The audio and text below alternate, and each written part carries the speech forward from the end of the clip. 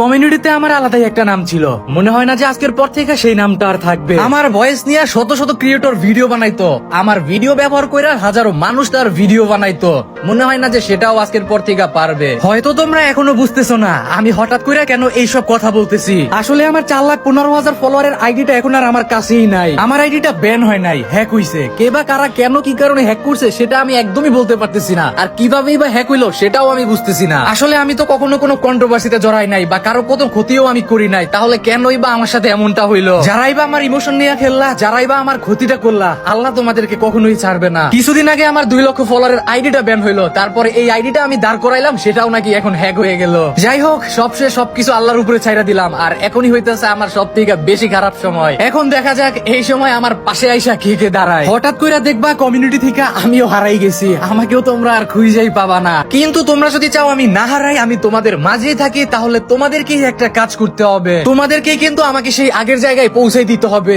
ইনশাল্লাহ আমার বিশ্বাস, তোমরা যদি আমার পাশে থাকো তাহলে কিন্তু আমি সেই খুব অল্প সময় আগের জায়গায় পৌঁছে যেতে পারবো। আমি তোমাদেরকে একটা টার্গেট দিয়ে গেলাম, আমার এই ভিডিও থেকে কি আমি 30,000 ফলোয়ার কমপ্লিট করতে পারবো সেটা আমি তোমাদের উপরে ছেড়ে দিয়ে গেলাম। এখনো কিন্তু তোমাদের নারুটো আর্মির পাওয়ারটা দেখানোর সময়। ভিডিওটা যত পারো শেয়ার করে দিও।